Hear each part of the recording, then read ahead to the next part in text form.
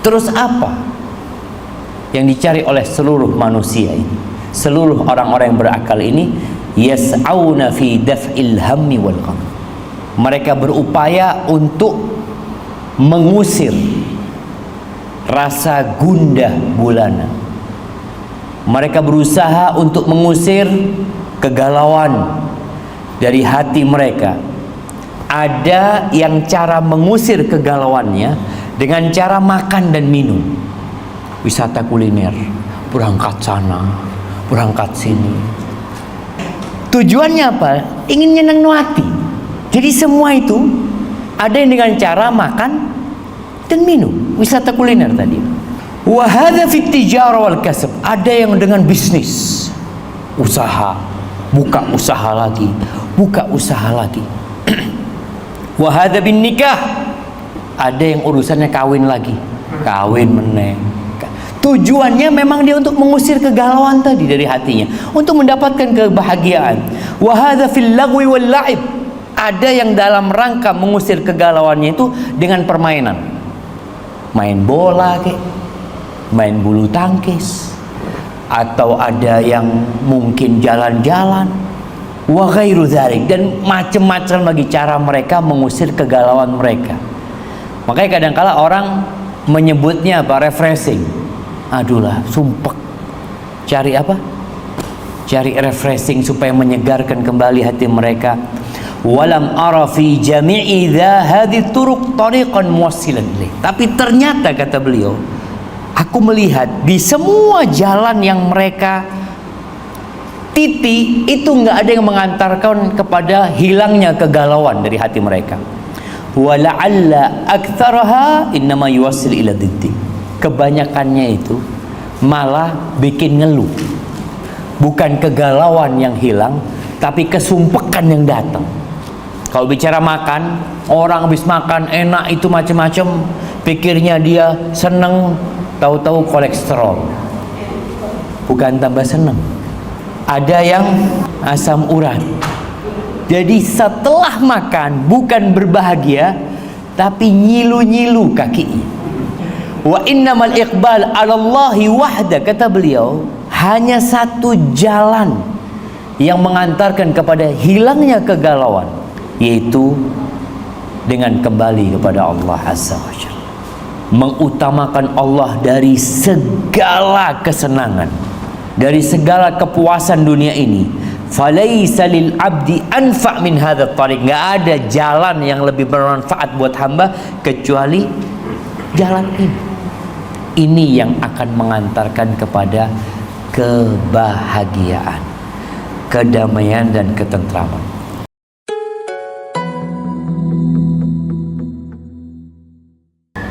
Alhamdulillah, Masya Allah, kita bersyukur kepada Allah Azza wa Jal. Anak tadi naik ke ruangan atas ini, anak kira buat main futsal di sini. Ternyata ada logo kayak musola ternyata di sini jemaah ya. Semoga Allah Azza wa Jalla memberikan berkah kepada pemilik rumah ini dan yang tinggal di rumah ini, dan kepada kita semua yang hadir. Semoga Allah memberkahi kita, merahmati kita, dan mematikan kita di atas agamanya. Allahumma salli wa sallim ala sayyidina wa maulana Muhammadin wa ala alihi wa ashabihi ajma'in. Ya Allah, semoga salawat dan salam senantiasa Engkau curahkan untuk hamba kekasih-Mu, untuk baginda Nabi kita Muhammad alaihi salatu wassalam, untuk keluarga beliau, untuk para sahabat beliau dan orang-orang yang mencintai beliau. Amma ba'd. Ahibati fillah, sudah berapa kali diadakan kajian di tempat ini? Oh, perdana ini ceritanya. Masya Allah, Masya Allah. Ya, mudah-mudahan setelah ini bisa lebih sering lagi, karena kita tahu bahwasanya Rasul sallallahu alaihi wasallam berpesan kepada kita semua, balighu anni walau ayah, sampaikan dari aku walaupun satu ayat. Sebagian mungkin tidak bisa menyampaikan dengan lisannya sendiri. Sebagian mungkin bisa memfasilitasi agar orang itu dapat menyampaikan agama Allah Subhanahu wa taala. Sebagian mungkin hanya bisa men-share, mempublikasi. Itu pun semua masuk dalam lingkaran menyampaikan pesan Rasul SAW, "Ballighu anni walau ayah." Ahibati fillah, pada malam hari ini kayaknya semua udah pada makan dan pada merah semua matanya. Jadi habis makan ngantuk orang-orang. Nggak tahu ibu-ibu di sana, semoga masih segar. Ahibati fillah, Al-Imam Ibnu Hazm rahimahullahu ta'ala, beliau mengatakan fakartu fi sa'il uqala, aku tuh merenungkan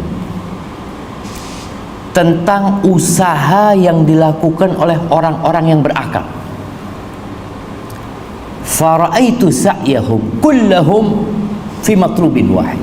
Aku lihat ternyata semua usaha mereka itu mengejar satu target yang sama,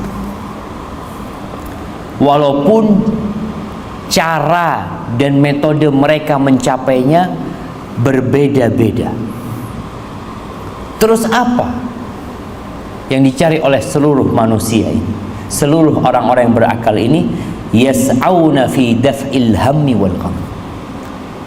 Mereka berupaya untuk mengusir rasa gundah gulana. Mereka berusaha untuk mengusir kegalauan dari hati mereka. Ada yang cara mengusir kegalauannya dengan cara makan dan minum. Wisata kuliner, berangkat sana, berangkat sini, duren. Kalau nanti ada duren lokal, duren montong, atau nanti berangkat kemana, tujuannya apa? Ingin nyenang hati. Jadi semua itu ada yang dengan cara makan dan minum, wisata kuliner tadi. Wa hadza fit tijara wal kasb, ada yang dengan bisnis, usaha, buka usaha lagi, buka usaha lagi. Wa hadza bin nikah, ada yang urusannya kawin lagi, kawin meneng. Tujuannya memang dia untuk mengusir kegalauan tadi dari hatinya, untuk mendapatkan kebahagiaan.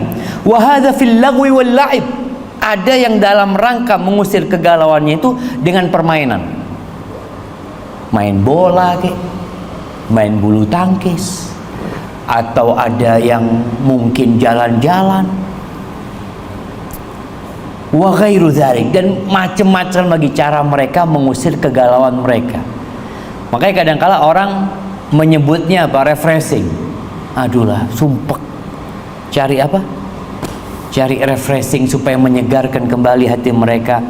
Walam ara fi jami'i hadhihi turuq tariqan muwassilan ilaih. Tapi ternyata kata beliau, aku melihat di semua jalan yang mereka titi itu nggak ada yang mengantarkan kepada hilangnya kegalauan dari hati mereka.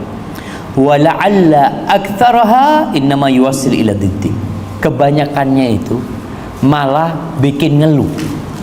Bukan kegalauan yang hilang, tapi kesumpekan yang datang. Kalau bicara makan, orang habis makan enak itu macam-macam, pikirnya dia seneng, tahu-tahu kolesterol. Bukan tambah seneng. Ada yang asam urat. Jadi setelah makan bukan berbahagia, tapi nyilu-nyilu kaki. Ada emak-emak setelah makan enak, tahu-tahu tambah mekar badannya. Subhanallah. Wa innamal iqbal 'ala Allahi wahda, kata beliau, hanya satu jalan yang mengantarkan kepada hilangnya kegalauan, yaitu dengan kembali kepada Allah Azza wa Jalla. Mengutamakan Allah dari segala kesenangan, dari segala kepuasan dunia ini. Falaisa lil abdi anfa' min hadzal tariq. Nggak ada jalan yang lebih bermanfaat buat hamba kecuali jalan ini. Ini yang akan mengantarkan kepada kebahagiaan, kedamaian dan ketentraman. Itu ucapan Ibnul Hazm. Lalu Ibnul Qayyim rahimahullahu ta'ala, beliau menyebutkan beberapa cara teknisnya sekarang nih. Kalau kita bicara, oke, kembali kepada Allah. Teknisnya gimana kita kembali kepada Allah? Maka perlu orang-orang itu mengetahui caranya secara detail. Yang pertama apa? Apa kira-kira yang pertama aja? Kalau bicara kembali kepada Allah, cara pertamanya gimana? Taubat. Yang lainnya? Tauhid. Ya. Kunci pertama kembali kepada Allah itu adalah mentauhidkan Allah Azza wa Jalla. Makanya Rasul sallallahu alaihi wasallam ketika berdakwah di kota Mekah, apa yang beliau katakan kepada penduduk Mekah? Qulu la ilaha illallah tuflihu. Pas satu kata beliau katakan. Katakan la ilaha illallah, kalian akan sukses. Kalian akan gembira. Ketika orang-orang musyrikin datang kepada paman Nabi, orang-orang Quraisy sudah capek nih karena menghadapi Rasul sallallahu alaihi wasallam yang nggak mau berhenti berdakwah. Ditawarin perempuan, beliau nggak mau. Ditawarin untuk jadi orang paling kaya, beliau menolak. Ditawarin untuk jadi orang nomor 1 di kota Mekah, beliau menolak. Beliau mengatakan kepada pamannya, pamanku, aku cuma minta 1 sama mereka. Mereka berikan kepada aku 1 ini, akan tunduk kepada mereka semua bangsa, bangsa Arab dan bangsa Ajam. Kata orang-orang kafir, 1 kata? Iya. Apa kata-kata itu? La ilaha illallah. Oh, kalau la ilaha illallah, bingung lagi mereka. Cuma 1 kata yang diminta. Jawaban mereka apa? Aja'alal alihata ilaha wahida. Apakah dia hendak menjadikan Tuhan-Tuhan yang banyak ini jadi 1 Tuhan? Gimana akan gembira? Gimana akan tenang hidupnya orang yang Tuhannya banyak? Ya apa secara akal? Loh, kalau Tuhan yang ini marah gimana nanti? Kalau yang ini marah gimana? Maka mereka sejatinya tatkala mereka terjebak dalam kesyirikan, maka yang ada kesengsaraan dalam hidup mereka. Jadi cara yang pertama adalah dengan mentauhidkan Allah Jalla Jalaluh. Allah mengatakan, Masya Allah, sudah cukup airnya, nggak perlu yang itu, Bang.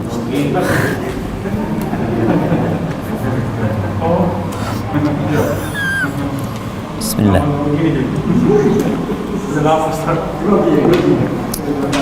Udah lama nggak pernah ngambilin airnya Ustaz. Nah, jadi jamaah, di surat Az-Zumar ayat 22 Allah mengatakan, afaman syarahallahu sadrahu lil Islam. Apakah orang yang Allah lapangkan dadanya untuk menerima Islam ini, fahuwa ala nurin min rabbih, sehingga dia berada di atas cahaya dari Allah Azza wa Jalla.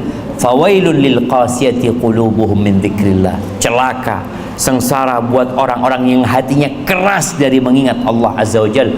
Ulaika fi dhalalin mubin. Mereka adalah orang-orang dalam kesesatan yang nyata. Jadi kalau ingin dadanya lapang, ingin tenang hidupnya, tauhidkan Allah Azza wa Jalla, sehingga nggak bingung mereka. Bagaimana Nabi Yusuf ketika di dalam penjara, ada 2 orang yang bermimpi, kemudian dia minta ditakwilkan mimpinya. Sebelum ditakwilkan mimpinya, diajak dulu untuk mentauhidkan Allah Azza wa Jalla. Nabi Yusuf mengatakan, a'arbabun mutafarriqa khairun amillahul wahidul qahar.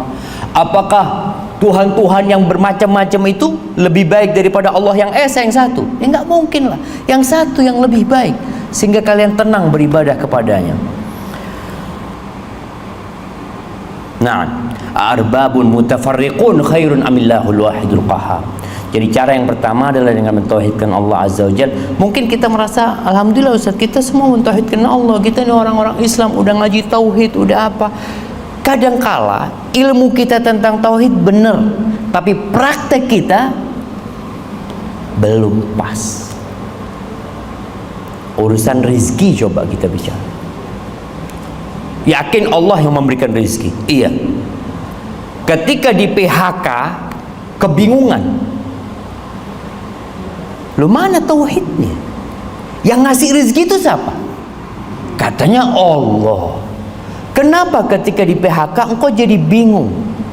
Bukankah seharusnya ketika di PHK dia langsung mengatakan inna lillah wa inna ilaihi raji'un, Allahumma ajurni fi musibati wa akhlif li khairan minha. Ini tauhid. Jadi kadang-kala orang itu belajar tauhid, tapi ketika praktek di lapangan lain. Jadi perlu kita itu terus memperbaiki tauhid kita. Dan subhanallah, setiap salat kita tidak pernah berhenti memperbaiki tauhid kita. Asyhadu an la ilaha illallah wa asyhadu anna Muhammadan abduhu wa rasuluh. Ketika salat kita mengatakan alhamdulillahi rabbil alamin arrahmanir rahim maliki yaumiddin iyyaka na'budu wa iyyaka nasta'in. Cuma tinggal bagaimana mengaplikasikannya dalam kehidupan kita. Baik. Cara yang kedua supaya hati kita lapang itu adalah cahaya yang Allah berikan di hati hamba. Cahaya, kita perlu cahaya coba.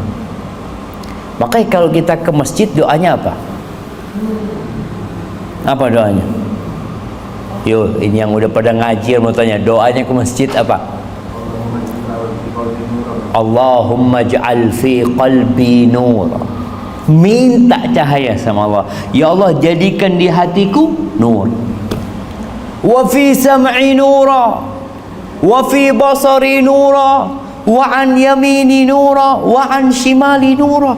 Orang kalau gelap nabrak-nabrak jangan. Coba biasanya kalau gempa itu listrik mati. Ketika listrik mati, orang itu akan lari karena tidak punya cahaya, ya nabrak. Ingin selamat malahan mati. Maka kita perlu cahaya untuk supaya hati kita jadi terang. Salat itu cahaya, baca Quran itu cahaya, yang dengan itu insya Allah kita akan dapat menjalani hidup ini dengan tenang dan damai jemaah. Yang ketiga, ilmu. Orang itu kalau nggak punya ilmu, ya contoh mobil mogok, bukan mobil mogok, mobil bannya kempes. Tapi dia nggak punya ilmu, bagaimana mengganti roda mobil itu? Apa yang akan terjadi? Bingung dia. Kadangkala dia nggak tahu kunci roda itu di mana. Tapi kalau orang yang tahu ketika bannya kempes, kira-kira dia bingung nggak? Ya, innalillahi wa inna ilaihi raji'un. Bismillah, bismillah, ganti-ganti, langsung ganti. Begitu pula dengan ilmu agama ini. Orang yang belajar ilmu agama ini, dia itu jadi tahu sama yang halal sama yang haram, ngerti. Iki ndak oleh bicara riba. Kenapa sekarang banyak orang-orang yang ex riba? Kenapa? Kebanyakan dari mereka itu kena masalah. Jadi ya, yang ana tahu ya, beberapa teman yang akhirnya keluar dari tempat-tempat itu karena ternyata Ustaz, ya jahat banget riba ini Ustaz gitu loh. Bertahun-tahun dia di sana nggak ada masalah. Tapi ketika dia kena masalah, baru dia ingin kembali kepada Allah. Itu faedahnya ilmu juga. Dia jadi tahu, oh ternyata nggak boleh gitu loh, seperti itu. Dan Allah Azza wa Jal menjadikan ilmu ini tanda kecintaan Allah kepada hambanya. Man yuridillah bihi khairan yufaqihu fiddin. Barang siapa yang Allah menginginkan kebaikan buat orang itu, dikasih apa orang itu? Dikasih harta?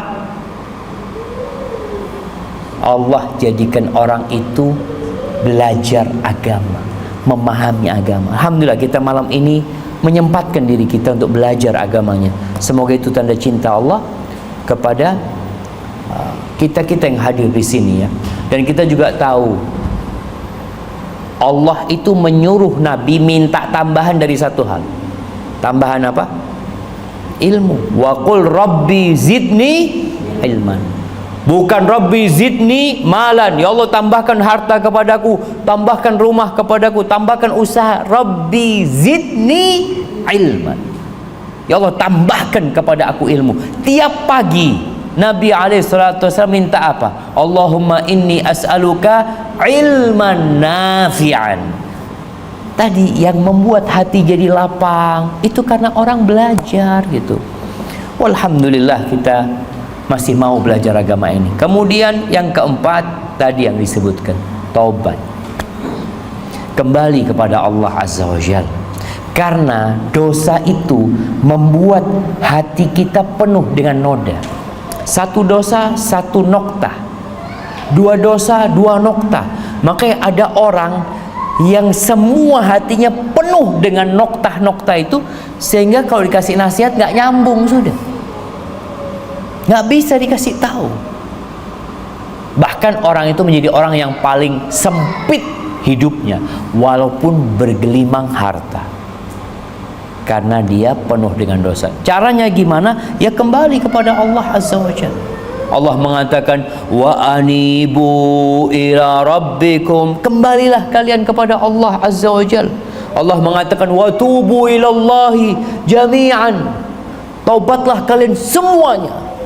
Dan maqam taubat ini jangan kita mengira, oh ana ndak perlu tobat Ustaz. Iku wong-wong sing akeh dosa ni, ana alhamdulillah, ana ini tiap hari ke masjid, ana tiap hari ngaji, ana sering sedekah. Lah, makom tobat ini sampai Nabi kita Muhammad alaihi salatu wassalam di akhir hayatnya, setelah beliau berdakwah mengorbankan segala yang beliau miliki, apa kata Allah? Fasabbih bihamdi rabbika wastaghfir innahu kana tawwaba. Bayangkan Nabi disuruh tobat sama Allah Azza wa Jalla. Makanya beliau mengatakan inni atubu ayuhan nas tubu ila Allah wastaghfiru. Wahai umat manusia, bertobatlah kalian, istighfarlah kalian, minta ampun sama Allah. Fa inni, kata Nabi, aku sesungguhnya tiap hari itu bertobat kepada Allah lebih daripada 70 kali. Lebih. Kita istighfarnya berapa kali? Habis sholat subuh 3 kali, zuhur 3 kali, asar 3 kali, maghrib 3 kali, isya 3 kali. Kalau ndak lupa, piro jamaah? 15. Oh, sudah merasa Allahu Akbar. Maka kita perlu belajar tuh bagaimana memperbanyak taubat kepada Allah Azza wa Jal, karena Allah akan lapangkan dada kita. Bagaimana ketika seorang berbuat dosa dan dia beristighfar, bertobat kepadanya, suqila qalbu, hatinya dibikin bersih. Seperti kalau ada noda di mobil kita, digosok, kemudian dikasih apa?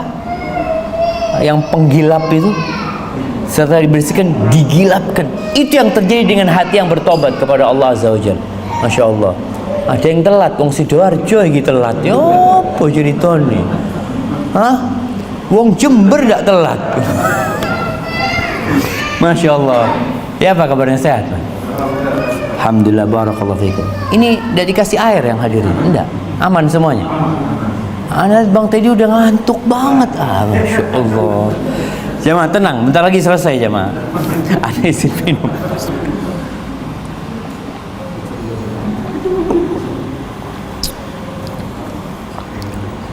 Jadi kita perlu kembali kepada Allah.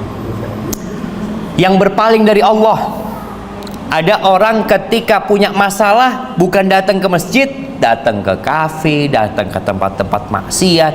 Malah kita lihat sampai ada orang kaya raya yang kelihatannya kaya raya melarikan kesumpekan dia, kegalauan dia dengan apa?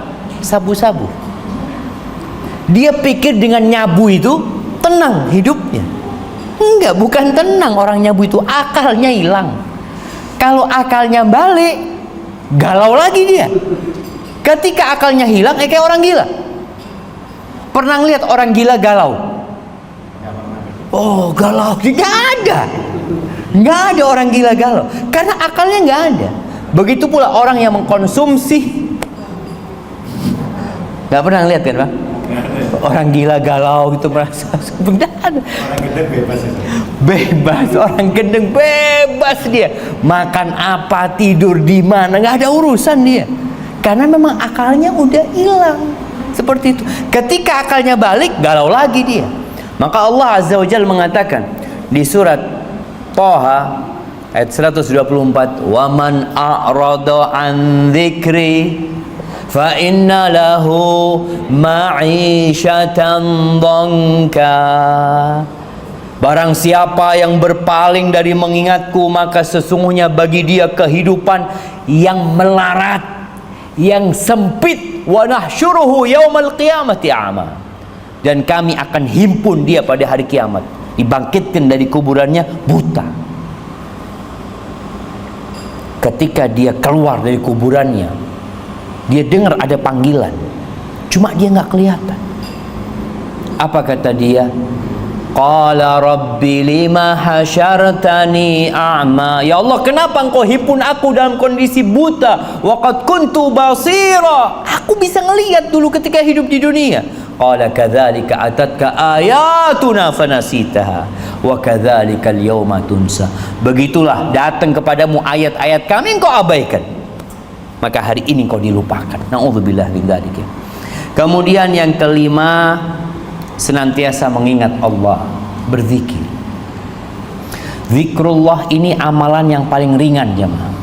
Tidak keluar fulus, tidak keringetan, tidak harus wudu, tidak harus berdiri.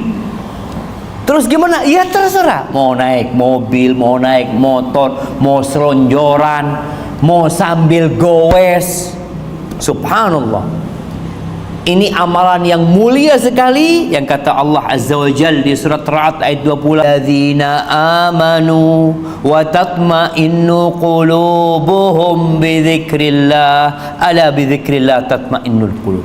Dan orang-orang yang beriman yang hati mereka jadi tenang karena eling sama Allah, mengingat Allah Azza wa Jalla. Ya gimana kita ingat Allah Ar-Rahman, Ar-Rahim, Al-Malik, Al-Quddus, Ar-Razzaq, Dzul Quwwatil Matin. Ketika kita punya masalah lalu kita ingat sama Allah, langsung tenang. Tapi kalau kita ingat masalah kita merasa ana ditimpa masalah yang besar, Ustaz. Lebih besar mana masalahmu sama gunung? Lebih besar mana masalahmu dengan langit? Engkau punya Allah Rabbul Alamin yang setiap sholat kita mengatakan Allahu Akbar. Selesai sholat kita mengatakan Allahu Akbar, Allahu Akbar, Allahu Akbar, Allahu Akbar. Jadi orang yang mengingat Allah otomatis hatinya akan lapang. Kalau ingatnya benaran, dengan mengingat Allah hati orang jadi tenang, jadi damai. Masuk rumah mengingat Allah, keluar rumah ingat Allah, makan ingat Allah, selesai makan alhamdulillahilladzi at'amani wa saqani wa ja'alani minal muslimin. Masuk toilet mengingat Allah, keluar toilet mengingat Allah. Subhanallah. Allah mengatakan fa idza qudiyatis shalah. Hari ini hari Jumat tadi. Kalau selesai salat tetap di masjid, duduk di masjid, kata Allah fantashiru fil ard. Silahkan kalian bertebaran di muka bumi ini. Wabtaghu min fadlillah, cari rizki. Disuruh keluar dari masjid, disuruh cari rizki, tapi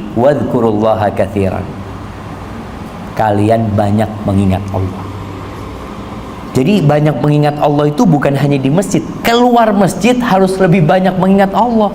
Karena godaan di luar itu jauh lebih besar daripada godaan di masjid. La'allakum tuflihun. Wazkurullaha katsiran la'allakum tuflihun. Agar kalian berbahagia, kata Allah Azza wa Jalla. Kemudian yang keenam, berbuat baik kepada manusia. Memberikan manfaat, kontribusi kepada orang lain. Mungkin dengan harta, mungkin dengan jabatan dan kedudukannya, mungkin dengan fisiknya, segala bentuk kebaikan. Orang yang suka menolong orang lain, yang suka membantu orang lain, lapang dadanya, jemaah. Kenapa? Karena dia berbahagia dengan kebahagiaan orang lain. Tapi ono wong li ndelok tanggane senep. Ada. Jadi tonggonya lihat baru beli mobil, Allahu Akbar. Tahu senep ya? Bang Harun tahu senep? Berapa lama di Surabaya?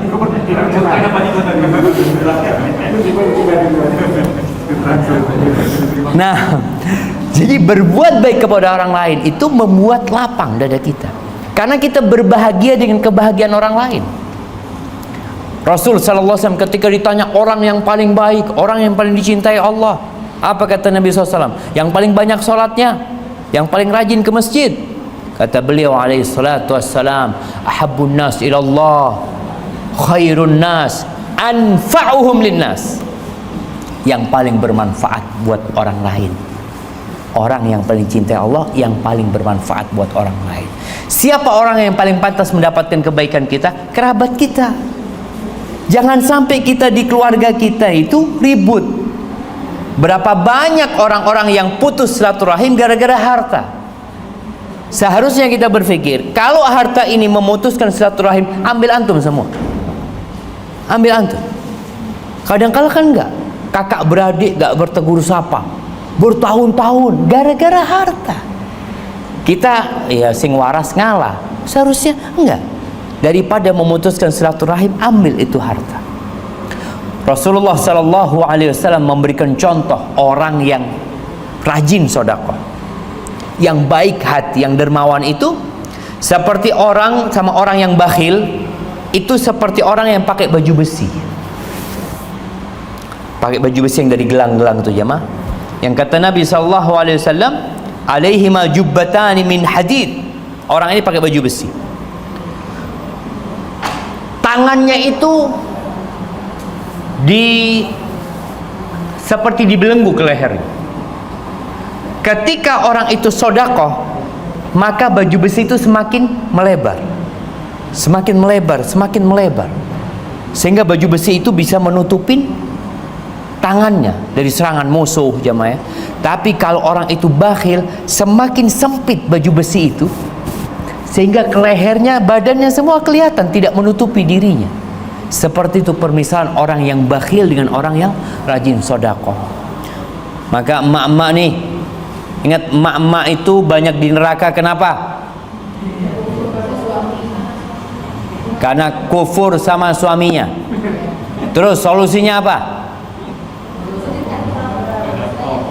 Apa solusinya? Banyak sedekah. Manut suami, ya manut suami paling enggak, nurut sama suaminya. Terus Nabi SAW ketika mengatakan, aku melihat neraka dan kebanyakan penghuninya neraka, sebelum itu beliau mengatakan apa? Tasaddaqna, perbanyak kalian sedekah. Fa inni ra'aitukunna aktsara ahlin nar. Aku melihat kebanyakan kalian adalah penghuni neraka. Jadi ketika wanita rajin sedekah, hatinya lapang insyaallah. Maka perbanyak sedekah, khususnya dengan sesuatu yang dicintainya. Seperti itu. Barang apa yang paling dicintai sama emak-emak?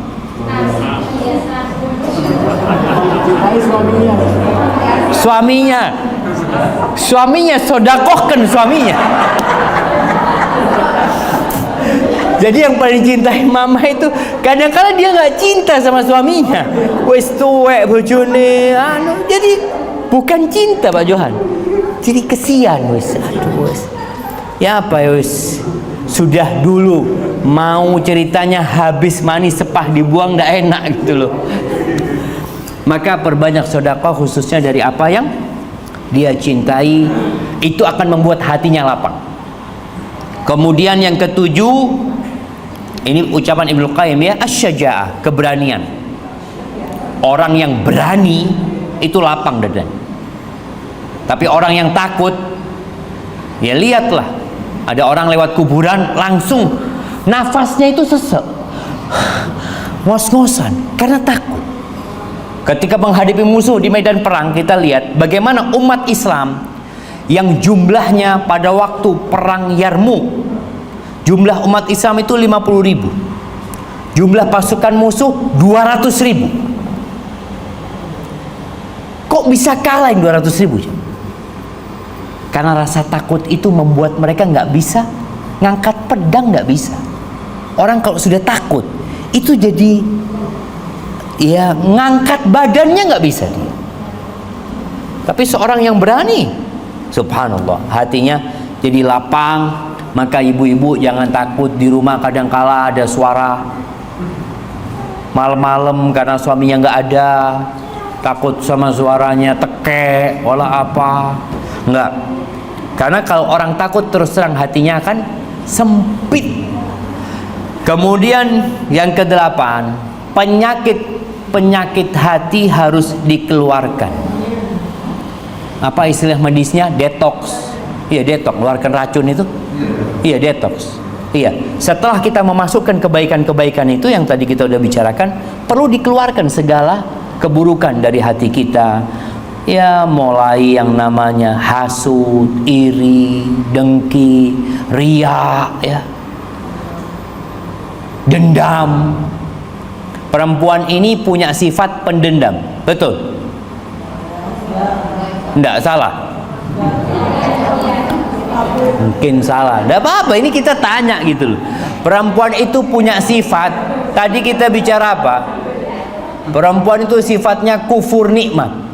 Kalau suaminya berbuat baik setahun, terus punya salah satu kali, yang diingat apa? Salahnya. Maafkan nggak suaminya? Dimaafkan. Kalau suaminya kawin lagi, dimaafkan.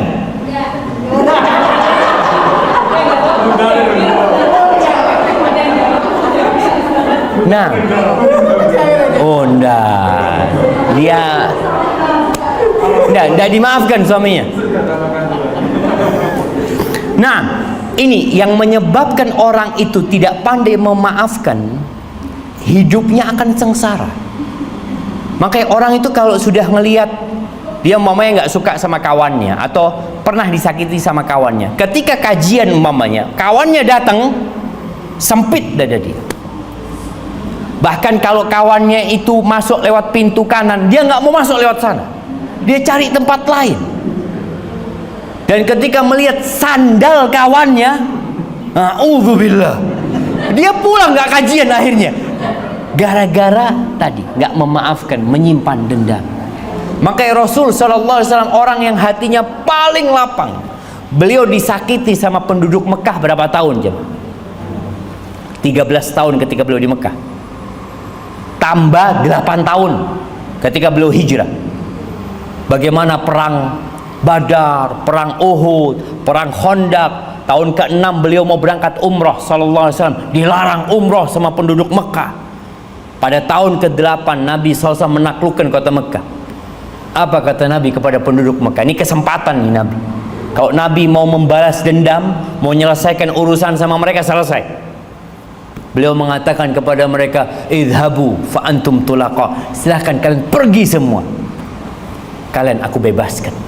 Nggak ada dendam di diri Nabi SAW.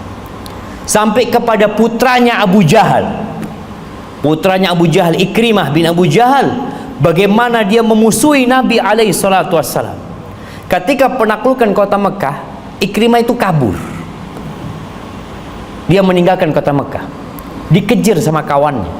Dikatakan, Ikrimah, engkau balik Ikrimah, wallahi engkau ke Nabi, Nabi akan maafkan engkau, kata dia. Aku baru datang Sampai Ikrimah itu takut. Sahabat yang mengejar Ikrimah itu kalau nggak salah bawa surbannya Nabi SAW untuk menunjukkan, ini loh, aku dikasih ini sama Nabi SAW untuk membuktikan Nabi akan memaafkan engkau, kata dia. Aku datang dari Nabi, bukan kadang-kala kan orang itu bohong ya. Enggak, aku datang dari Nabi SAW. Datang Ikrimah dan dimaafkan sama Nabi SAW.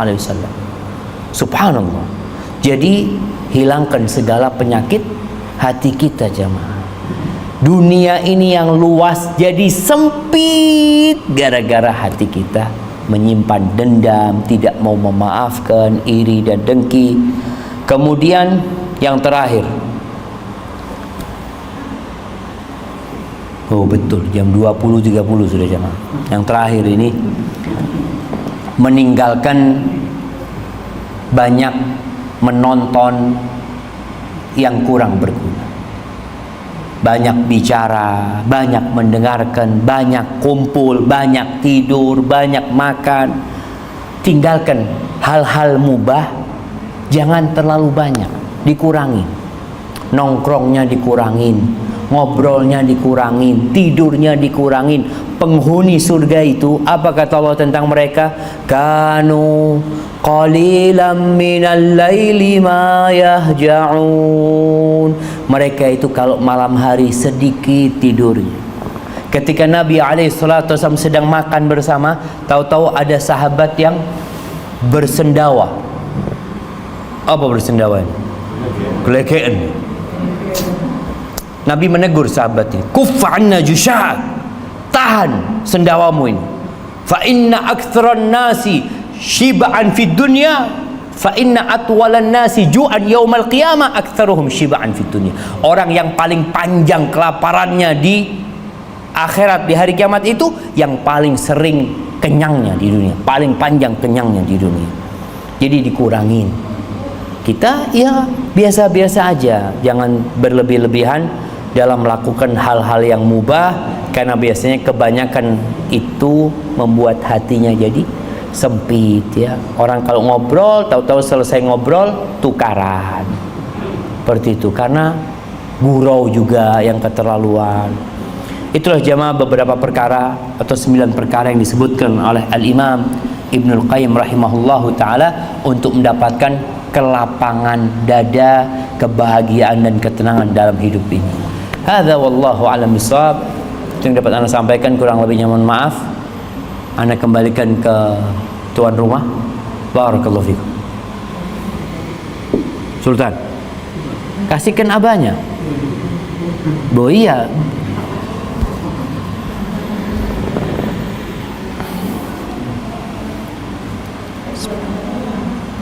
Assalamualaikum warahmatullahi wabarakatuh.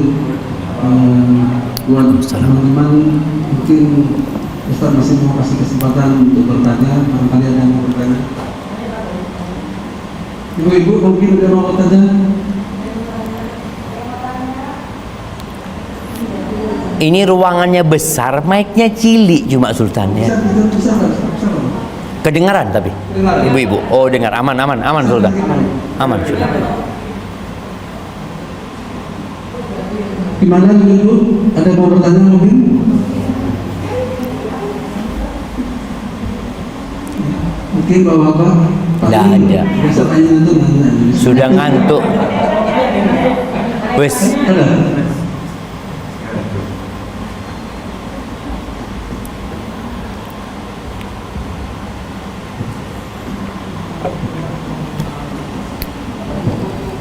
Assalamualaikum warahmatullahi wabarakatuh.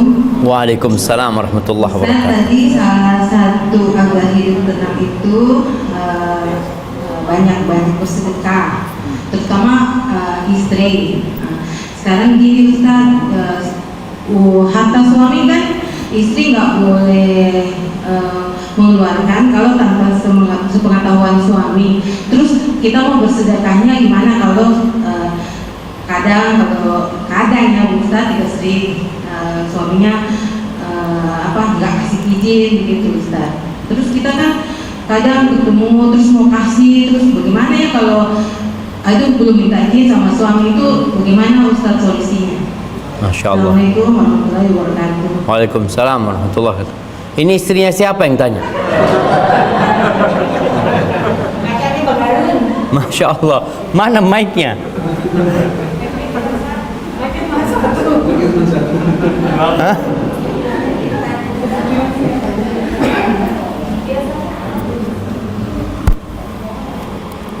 Nah, Masya Allah. Iya jemaah, pertanyaan yang menarik sekali ya. Bagaimana seorang wanita bisa bersedekah? Ya, bersedekah dengan duitnya dia, bukan dengan pakai duit suami.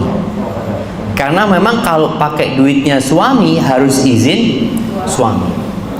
Ketika Nabi SAW menyuruh wanita-wanita sedekah, apa yang dilakukan wanita? Bilal itu bawa surban. Perempuan itu melepas antingnya, melepas cincinnya, melepas gelangnya yang milik dia, dia lemparkan kepada Bilal.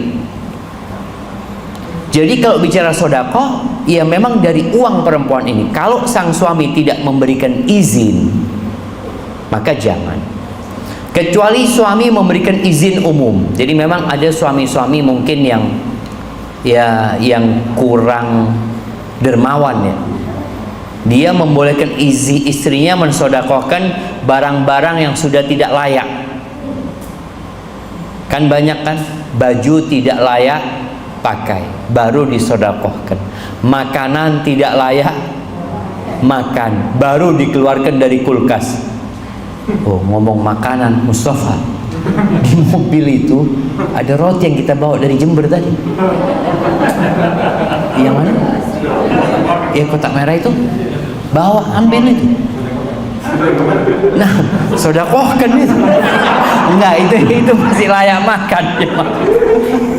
Itu masih layak makan. Jadi memang seperti itu. Istri kalau itu hartanya suami, dia harus minta izin sama suaminya.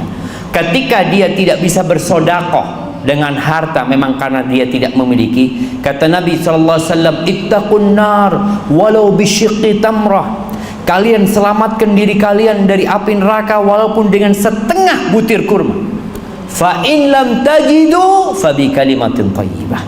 Kalau kalian enggak dapat setengah butir kurma, maka dengan kata-kata yang baik. Jadi perempuan tadi kalau nggak bisa sedekah dengan harta karena memang dia nggak punya harta, semua milik suaminya, maka hendaklah dia dengan berkata-kata yang baik, insya Allah dia dapat pahala sedekah seperti itu. Barakallahu fiik. Nah, sudah jemaah? Ada lagi?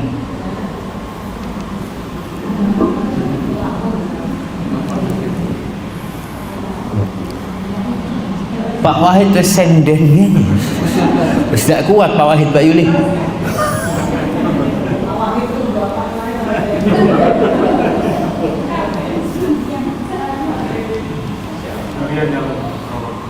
Masya Allah. Baik, alhamdulillah. Insya Allah jemaah ini sudah cukup malam. Mudah-mudahan karena ini kajian perdana bisa dilanjut insya Allah nanti. Insya Allah. Tinggal tempat parkirnya sebelah masih kosong, bisa dibebaskan insyaallah buat lahan parkir. Jadi semoga kebersamaan kita di tempat ini diberkahi sama Allah Subhanahu wa taala. Allahumma qsim lana min khasyatika ma tahulu bihi bainana wa baina ma'asik, wa min ta'atika ma tuballighuna bihi jannatak, wa min al-yaqini ma tuhawwinu bihi alaina masa'ib ad-dunya, wa matti'na bi asma'ina wa absarina wa quwwatina ma ahyaytana waj'alhu al-waritha minna waj'al tha'rana ala man zalamana wansurna ala man 'adana wa la taj'al musibatana fi dinina wa la taj'al ad-dunya akbara hammina wa la mablagha ilmina wa la tusallit alaina man la yarhamuna. Itulah doa yang sering Nabi bacakan untuk para sahabatnya sallallahu alaihi wasallam ketika beliau bermajlis bersama mereka. Subhanakallahumma bihamdika asyhadu an la ilaha illa anta astaghfiruka wa atubu ilaik. Ana kembalikan ke sahibul bait. Jazakumullah khair.